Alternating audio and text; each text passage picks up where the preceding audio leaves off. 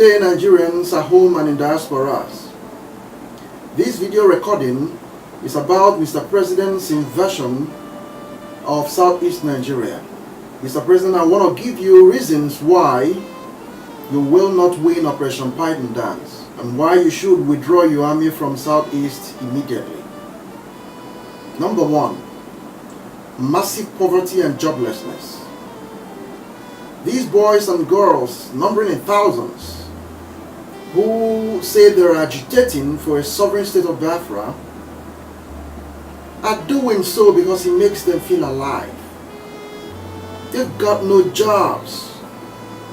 Most of them have tried to set up businesses that fell, that wouldn't work, because successive leaders of this country have looted, siphoned, drained the treasury of this country and stashed them away in foreign lands. Even when they spend those monies, they spend them abroad. So you see, the money does not circulate within the economy. No matter what you start, it is bound to fail one way or the other.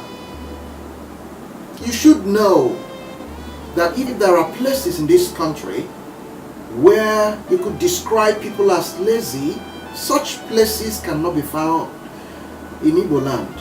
And so, these boys and girls engage in this agitation because they find hope there. What is it that Napoleon Bonaparte said? A leader is a dealer in hope. What hope do you give to these boys and girls, Mr. President? What hope do you give to them? You think by killing 100 of them that they are going to run back home and stop stepping to the streets? You don't understand, Mr. President. When a government fails in its responsibilities to fulfill its contract with its people, utopias rain down hope from high heavens. And that is what is happening. Somebody comes out of the blue and gives them hope, tells them what they want to hear. That makes them feel alive, that if they could achieve this new country, all their worries and problems will be over. And you think by invading and killing some of them that you will stop them? No, you don't understand, Mr. President. What these people have now is not life. What they are doing, on the contrary, makes them feel alive. You can't win Operation Python Dance. Besides, you should know that there is no army more powerful than the army of repressed people fighting armed with clear conscience alone, and they believe that they are fighting for their freedom. You should pull your army out of Igboland, Mr. President. Number two, the invasion of Igboland proper. Serious tactical mistake. One great military general once said that it is better to do that which is strategically correct than to do that which is immediately profitable. Your idea probably is that if you invade and kill a couple of them, then you squash them. Euphemism of Python Dance, you flush them out and scatter them and it will all be over. It doesn't work like that, Mr. President. You should know that the most dangerous person in the world is the man who has nothing to lose. These people are down already. If nothing, they have nothing to lose. So flying jet fighters, deploying those helicopter gunships, moving in those military tanks and deploying soldiers to drown those boys and girls in mud, kill them, torture old men and women, shoot those boys and girls, some of them on their backs. I think that by so doing you will cut off the head of the snake, so to speak. You don't understand, Mr. President. And you should know that the piece of history of the Civil War, the pogrom and the genocide hasn't left the Igbo. The East never forgets. Invading Igboland reawakens that memory, that psychological trauma. It strengthens these people's resolve that you really want to decimate them and wipe them off. So you are really increasing their membership.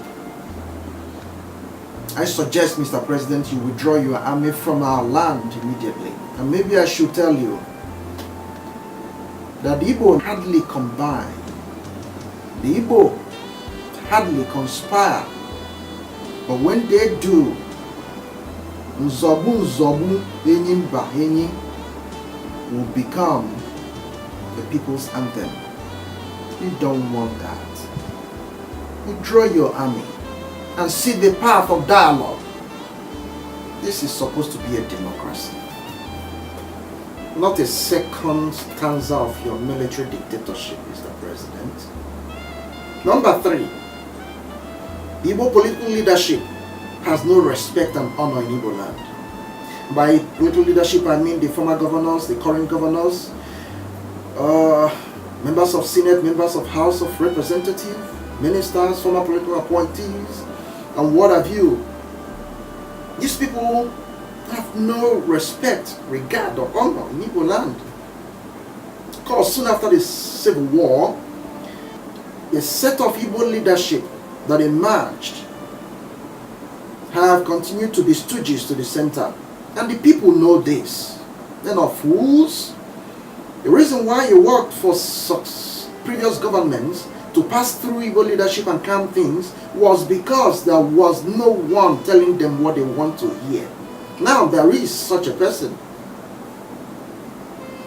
Otherwise, in times like this, you would expect those who are in your government to take advantage, go down to their people, calm things, and make themselves more important in your government. But they are not doing that, are they?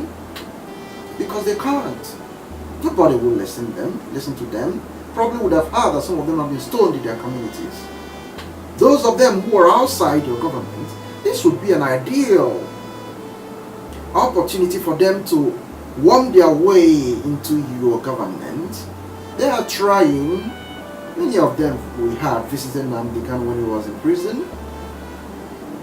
But they are not working. It's not working. Nobody is listening to them. And that is why you invaded, because you have no other options left. But that is a mistake, my friend. Withdraw your army from Igbo land and seek the path of dialogue. Number 4, and this is interesting. Operation Python Dance has both protagonists and antagonists. I don't know who is protagonist, I don't know who is the antagonist. But I know one thing for sure. Someone is using his brain and someone is using arms. And from the look of things, it appears Nnamdi Kanu is the one who has been using his brains. And you, Mr. President, you have been using your arms. You think it was by chance that Nnamdi Kanu happens to be in a Lagos hotel where you got him arrested? No. He knew you would fall for him. He provoked you with a couple of speeches via his radio network.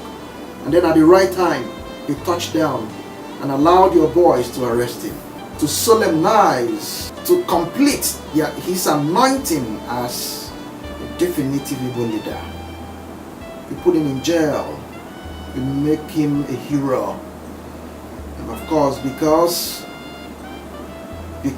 this country for some time has been run by men and women who are qualitatively nonsensical in different sectors. The judges and lawyers let him walk free and even declared his organization legitimate, and he returned home amongst his people, a hero and a messiah.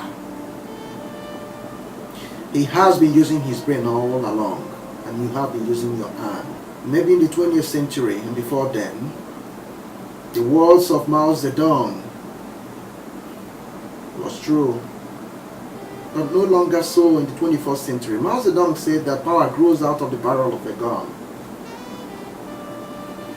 But maybe we can reinstate that now in the 21st century in light of post-World War realities, the Fundamental Human Rights Charter, the International Court of Criminal Justice, the Human Rights Watch, and what have you.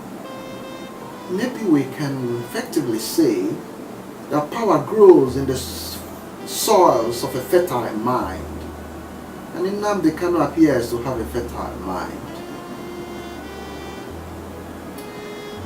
Mr. President, you have to withdraw your army from Igboland. And let me remind you, Mr. President, when a government fails in its responsibilities, it resorts to war. Mao Zedong said that politics is war without bloodshed, and war is politics with bloodshed. But it may interest you to know that those who resort to war with bloodshed are those who have lost the war in their minds. Those who have lost the war of the minds resort to war with bloodshed. You have lost the war of the minds. That was why you invaded. And you think your strategists are so brilliant. Let me tell you why you invaded. We invaded. The army invaded to have an opportunity to kill Nnamdi Kanu. Because of the way he talks, you think he'll walk the way he talks. So that when you invade, he's going to lead his army. He cannot. You did not expect him to abandon his people. You expected him to lead his people. And then there will be little commotion and some shooting. And then mistakenly, a couple of people dies, including him. Well, he's always 2 steps ahead. He's using his mind. You showed up and he wasn't there. You got confused, and then your army started raining havoc on the people. Number 5, Mr. President. The python has no legs, so it won't last the dance. Then it is still morning. By the time the sun rises, remember you are in the east, the python is going to be exposed to the sun, and you should know that the python does not like the sun. There is no way you're going to win, Mr. President. People are distraught. This country is not working. It's so easy for you to jet out, ground a presidential jet at the London airport to pile up debt for the country. Enjoy yourself in the luxury of London hospital and healthcare, while people here suffer and die in their numbers. Can't even afford to pay for the poor services at our collapsed health system. In a country you rule, why do you go abroad to seek Medicare while your people die? You should know that these days more Nigerians die in hospitals than they die in local native healing homes. That's a shame. Address the problems of Nigerians and these things will go away. Don't invade our land and kill our people and call them terrorists. You want to know who the terrorist is in this country? I'll tell you. The Fulani headsmen, they are the terrorists. And we hear you were their leader before you got elected as Nigeria's president. The Fulani headsmen, your people are the terrorists. For months, they roamed from community to community, from city to city, from village to village, from state to state, pillaging, killing, raping women and children, murdering people in thousands, displaced people from their homes and lands in hundreds of thousands, millions and billions of naira worth of property of people destroyed by these people. The media carried it, we cried, people talked, people spoke, people begged you, Mr. President, to intervene and spare and save the lives of Nigerians. Did you? You didn't. What did you do? You rather chose to reward those terrorists, your people. You tried to smuggle a bill to the House of Assembly to give land to Fulani people in every state of the country.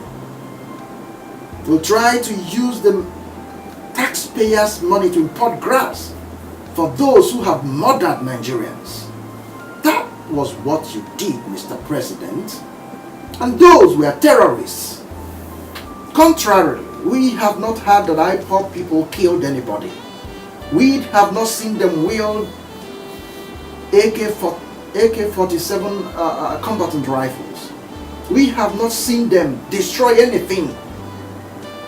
And you invade, and you think by calling people terrorists, make them terrorists? No. Sometimes I wonder, what kind of president are you?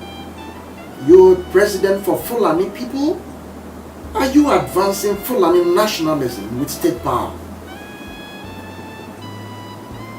Withdraw from Igboland. Stop killing our people. Stop killing our children who are swarming in poverty and joblessness. Give them hope. Presidents, lead. Lead. You are not leading, you are killing. Some of us cannot shy away like those who should. Those governors joined you and declared IPOB terrorist organization. Stooges. Those are not Igbo leaders.